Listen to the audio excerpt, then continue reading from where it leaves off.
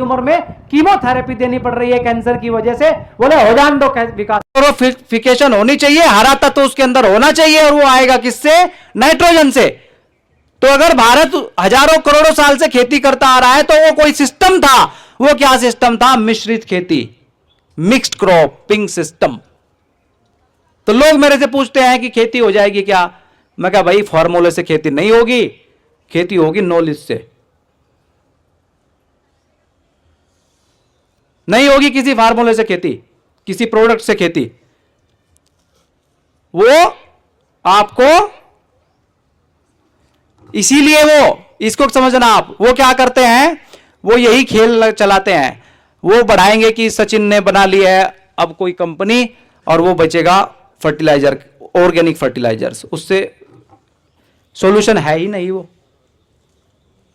उससे कुछ चेंज समाज में नहीं आएगा। इसीलिए भारत सरकार में भी एक मंत्रालय बनेगा ऑर्गेनिक फार्मिंग के लिए। कृषि मंत्री उसको बजट भी अलॉट करेगा। जो नीति आयोग में जो कृषि का काम देखता है उसको ये मालूम है कि इससे कुछ होने वाला नहीं है, ना ही फर्टिलाइजर्स को, यूरिया को, डीएपी को कोई फर्क पड़ने वाला है। तो वो उसको बढ़ावा भी देंगे, उसको बजट भी देंगे। क्या नहीं देंगे? समझ। तो इसलिए ट्रेनिंग है। अब यह बात क्या सब व्यक्ति को कही जा सकती है? पहले तो ऐसे अनार बताना पड़ेगा, है कि नहीं है भाई? वो ऐसे अनार पढ़ के आएगा तो उसको अक्षर ज्ञान होगा। पहले वो देखेगा, अच्छा एप्पल ऐसा होता है, तब उसको फिर इधर उसकी वर्णमाला सिखाएंगे, फिर वो धीरे धीरे करके 12वीं तक आएगा। तो इसीलिए जिसको जैसा लेवल होगा वो वैसे ही बात उसको बताई जाएगी और वैसा ही वो समझेगा। ठीक है ना? तो इस तरीके से चलता है ये खेल। इसी से आपको समझ में आ जाएगा हर चीज का। अब वो उन्होंने आपको, वो कभी नहीं कहेंगे कि आप बैंक में खाता खोलो। हमारा ही तो आदमी गया ना उनके पास, अरे यार तू ये वजन ले ले और कागज दे दे। वो नहीं आए आपके पास। क्यों? क्योंकि हमको इनकन्वीनियंस लगा। और ये स्वाभाविक है कि जब कोई बहुत ज्यादा संपन्न हो जाता है या बहुत वो हो जाता है तो उसको डाउनफॉल जाना ही है। ये प्रकृति का नियम है। लेकिन जिस समय में अब हम रह रहे हैं, ये क्या है? अब उभार का समय आ रहा है। बदलाव तो अवश्यंभावी है। इस बदलाव को होना तय है, निश्चित है। यह व्यवस्था वो भी नहीं चला सकते इसको ज्यादा, क्योंकि तराई तराई मिट चुकी है। हर आदमी परेशान है।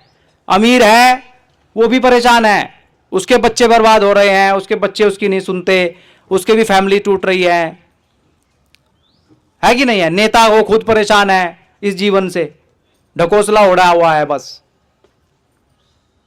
क्योंकि बहुत ज्यादा एक्सट्रीम पाप में भी शांति आ सकती है। जब आदमी वहां पहुंच जाता है ना तो वहां भी दिक्कत होती है बहुत, और बहुत पीस इधर अध्यात्म में भी। तो ये वो स्थिति है जिसको ट्रांजिशन पीरियड कहा जा रहा है। आप किसी भी धर्म ग्रंथ को पढ़ लेना, किसी भी आप महापुरुषों से बात कर लेना, किसी की वाणी को पढ़ लेना, तो आपको पता लगेगा ये वही समय है जिसको 14वीं सदी में कयामत कहा गया है इस्लाम के अंदर। 7 टाइम्स बाइबल में कहा गया है। और सबसे विस्तृत व्याख्या अगर मिलती है तो वो जो इंडियन कल्चर है उसमें मिलती है। एक्सप्लेनेशन बहुत ज्यादा है उसके अंदर। और ये काम अगर हम सब यहां बैठे हैं, इतनी बड़ी उनकी मीडिया का प्रोपेगेंडा, मोबाइल आपके पास, उनका जो है टीवी चैनल्स, पूरे अखबार, पूरा सिस्टम, सब कुछ होने के बाद भी अगर हम यहां बैठे हैं तो there is a force who is driven. भाई साधुवाद के पात्र है ना। इतने बड़े जाल जंजाल को चीर कर भी अगर हम यहां बैठे हैं तो कुछ तो बात है कि हस्ती मिटती नहीं हमारी।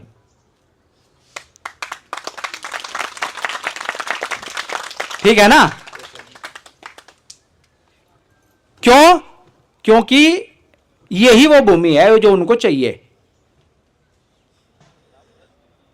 ये तब चाहिए जब हमारा डीएनए खत्म हो जाए। आदमी नहीं, डीएनए।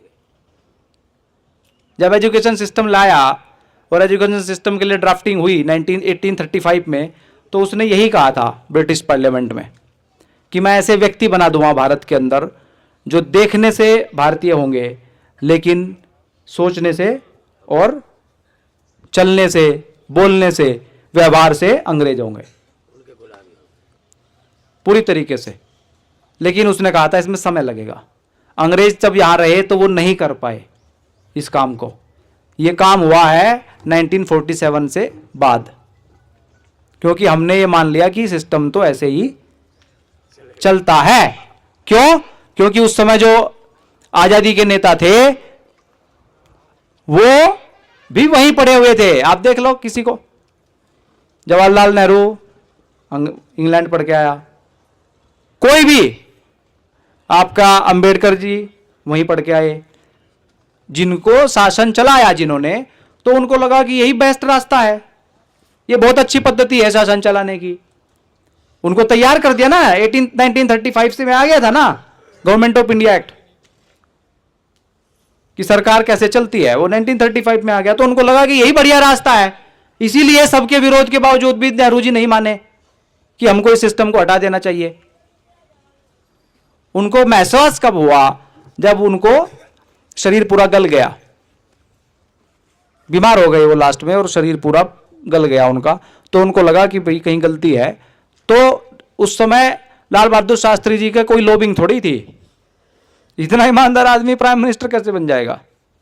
कोई लॉबिंग नहीं थी कोई। उनको, वो रेल मंत्री थे, गांधीवादी आदमी थे, तो उनको जो बनाया था प्राइम मिनिस्टर वो नेहरू जी ने कहा था कि ये बनेगा, क्योंकि वो जानते थे कि यार मेरे से गलती हो गई, ये सुधार देगा उसको। लेकिन तब तक 1947 से 1965 तक 15 साल में वो अपनी नींव मजबूत कर चुके थे। उस समय उनकी नींव उखड़ी थी, उस समय मौका था। अब भी उनकी नींव उखड़ रही है। क्यों? क्योंकि जब वो दूसरी व्यवस्था लाते हैं तो वो पहला न्यू वर्ल्ड ऑर्डर उस समय आया 1947 में कि अब दुनिया ऐसे चलेगी। अब आ रहा है दूसरा। ये पीरियड है, उस समय चूक गए। गांधी जी इस काम को करना चाहते थे। गांधी जी ने कहा था कि कांग्रेस को भंग कर दो और अब हम ग्राम स्वराज्य के लिए लोगों को तैयार करेंगे, मानस तैयार करेंगे पहले, बोले फिर इस व्यवस्था को हम अपनी लाएंगे। लेकिन गांधी जी भी नहीं रहे, जिनको समझ थी वो नहीं रहे, और जो उस व्यवस्था को ही अच्छा मानते थे वो आगे उसको कंटिन्यू करके ले गए। अब ये जो समय है, ये वो समय है कि जो नई व्यवस्था वो ला रहे हैं वो तो आपके सामने है ही है। वो लेवल 1 में डॉक्टर साहब ने आपको बताई दी है, वीडियोज उनकी हैं, निडर इंडिया चैनल पे आप देख लेना। अब इस समय ये फिर मौका है, तो इस मौके में आप राजनीतिक दबाव से या उससे कोई मतलब नहीं बनेगा। बनेगा किससे? मानस, जनमानस को तैयार करो, लोगों को समझ दो। तो जब यह व्यवस्था गिरेगी तो ऑटोमेटिक वैसे लोग वहां जाएंगे, पहुंचेंगे जो बदल देंगे इसको। अगर आपको पता ही नहीं, जब स्टडी किया राजीव भाई ने जेपी आंदोलन के ऊपर कि यार ये कैसे फेल हो गया जेपी आंदोलन, फेल नहीं मतलब बदलाव क्यों नहीं हुआ देश में, जेपी आंदोलन तो सफल रहा। तो उन्होंने जब इस पर अध्ययन किया तो पता लगा कि जेपी साहब ने आंदोलन कर दिया, इमरजेंसी का वातावरण था, लोगों ने उनका साथ दिया और प्रधानमंत्री, तत्कालीन प्रधानमंत्री इंदिरा गांधी की जमानत जब्त करवा दी। उस समय मोबाइल नहीं, कुछ नहीं, इतने साधन नहीं, पैदल जाना, बैल से जाना, है ना, घोड़ा बग्गी पे जाना सभा करने के लिए, उस समय की बात बता रहा हूं मैं। और जनता ने बिना किसी पार्टी के 370 से ज्यादा सांसदों को जिता के भेज दिया संसद के अंदर। वो बोले क्यों नहीं हुआ बदलाव? वो तो जनता के ही लोग थे, क्योंकि उनको पता ही नहीं था करना क्या है। तो पता पहले करना पड़ेगा कि क्या करना है, और एक आदमी से नहीं होगा, लोगों को भी पता होना चाहिए कि क्या करना है, और यह भी पता करना पड़ेगा कि क्यों करना है।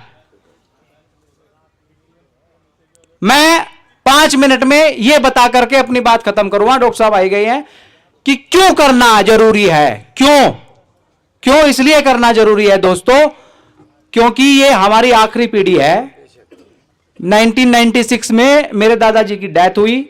उन्होंने मेरे पिताजी को शुद्ध वातावरण दिया, शुद्ध जलवायु दी, पानी वाटर लेवल 3 फीट पर 4 फीट पर दिया। 25 से 30 गाय भैंस बैल हमारे पास थे, है ना। समाज बेहतरीन स्थिति में था, कोई चिंता नहीं थी, धन धान्य से भरपूर था, घर परिवार समाज रिश्ते समय सबके पास था, सेहत बहुत अच्छी थी, है ना। शादी ब्याह चाचा ताऊ सब कुछ परफेक्ट था। 1996 की मैं अपनी बता रहा हूं, आपके यहां कब बिगड़ा मुझे नहीं पता, लेकिन नीतियों के कारण, समाज में जो बही हवा के कारण, और मैं तो इसको ये कहता हूं कि अंधेरे के कारण। जब रात होती है ना, तो रात में चोर उचक्के बिच्छू डाकू सांप सिंह बघेरे ये ऑटोमेटिक एक्टिव हो जाते हैं, ऑटोमेटिक करने नहीं पड़ते, अपने आप एक्टिवेट हो जाते हैं। और जब प्रभात होता है, सूर्य की किरण आती है, तो इस बिलों में छुप जाते हैं, करना कुछ नहीं पड़ता, वेट कि सुबह कब होगी। तो वो उस समय उन्होंने दिया, और उस समय देने के बाद आज स्थिति ये है, मेरी बता रहा हूं मैं आपको, आपकी पता नहीं कि मैं क्यों इसमें लगा हुआ हूं। आज स्थिति यह है कि डॉक्टरों के चक्कर काटने में लगे हुए हैं हम, बीमार जितने हॉस्पिटल फैसिलिटीज बढ़ रही है उतनी बीमारियां बढ़ती चली जा रही हैं। तो there is something problem in the system.